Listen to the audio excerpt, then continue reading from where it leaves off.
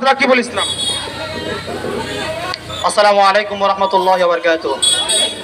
قال الله تبارك وتعالى في كلامه المجيد كتب عليكم القتال وهو كره لكم وقال النبي صلى الله عليه وسلم ألا كلكم راع وكلكم مسؤول عن رعيته। সমাবেশ সাথী বন্ধুগণ, ইসরায়েল কর্তৃক ফিলিস্তিনে হামলার প্রতিবাদে আজকের আমাদের এই বিক্ষোভ সমাবেশে উপস্থিত সম্মানিত নেতৃবৃন্দ এবং তৌহিদি জনতা সকলকে জানাই আমার পক্ষ থেকে সংগ্রামী সালাম। সংগ্রামী সাথী বন্ধুগণ, গাজার যে যুদ্ধ তারা শুরু করেছে, আল্লাহ তাআলা মুসলমানদের উপর জিহাদ করাকে ফরজ করে দিয়েছেন।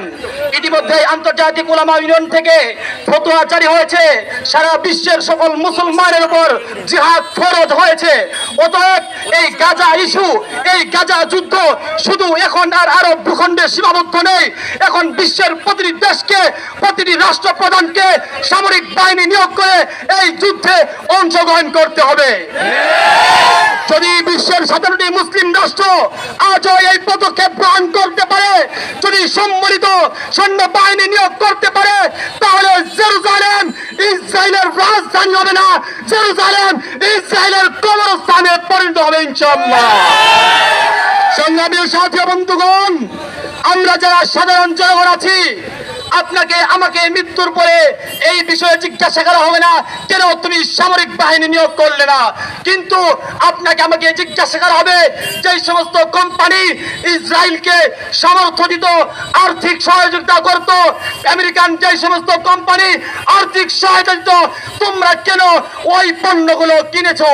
অতএব আজ থেকে ইসরায়েলি পণ্য এবং তাদের দূষর ডোনাল্ড ট্রাম্প এই আমেরিকার পণ্য, এবং আমি আজকে একটি এখান থেকে ঘোষণা দিচ্ছি, ডোনাল্ড ট্রাম্পকে যারা যে সমস্ত দলের নেতৃবৃন্দ আব্বা মনে করেন, তাদের বলছি, যদি বাংলাদেশে 90% মুসলমানদের শাসন করার ক্ষমতা দেখেন, তাহলে মুসলমানদের ইস্যুতে যদি কথা বলা বন্ধ রেখে মুখে কুলু পেটে বসে রাখেন, আগামীতে আপনাদের জনগণ ইনশাআল্লাহ আপনাদেরও দেখে নেবে। আমি আপনাদের প্রতি আহ্বান রাখছি, আপনারা ইসরায়েলি কোনো পণ্য এবং আমেরিকান কোনো পণ্য ক্রয় করবেন না। প্রয়োজনে আমরা কোনো পণ্য যদি তার বিকল্প না পাওয়া যায়, আমরা সেই পণ্য ব্যবহার করব না, তবু আমরা ইসরায়েলি পণ্য ব্যবহার করব না। নাসরুম মিনাল্লাহি ওয়া ফাতহুন করিব ওয়া বাশশিরিল মুমিনিন। আসসালামু আলাইকুম ওয়া রাহমাতুল্লাহ। সংগ্রামী জনতা,